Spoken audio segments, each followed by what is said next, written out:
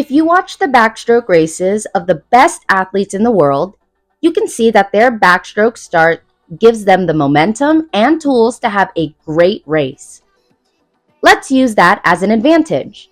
Here are 5 steps on how to perform and enhance your backstroke start. First is your feet position. Plant your feet onto the wall and keep them hip distance apart.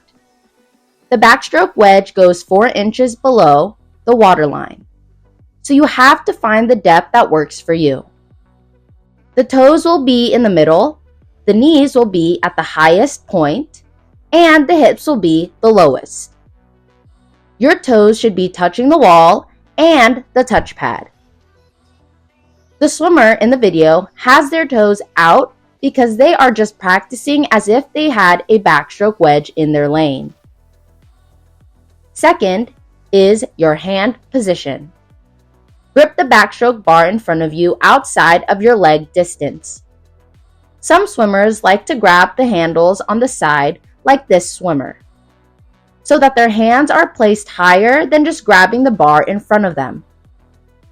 The higher you are, the less distance you will have to throw your hands and arms back into a streamline.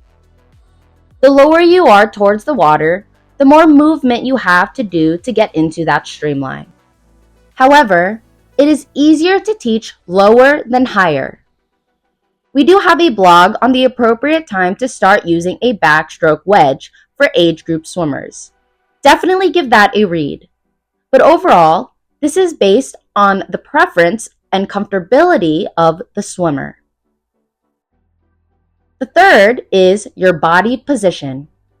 You want the knees inside your arms. You want to grip as far and wide on the backstroke bar as possible. Then, when you pull up, you then pull up to a 90-degree bend where your hips are sitting on the surface. Fourth is your push-off.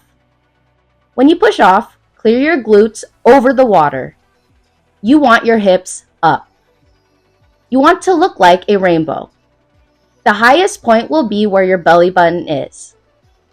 The hands are thrown back into a streamlined position and your head is thrown back as if you were doing a backflip. The goal is that you want your feet to clear the water.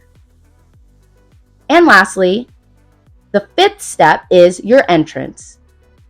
As you can see, the swimmer creates an arc while entering the water. You want to squeeze your arms, core, and legs together while pointing your toes. As you are doing that, push your hips up to create less drag on your feet. This enables you to have a clean entry on your backstroke start. Overall, if you practice these 5 steps, you can use your backstroke start as an advantage in your race. So practice, try it out, and swim fast.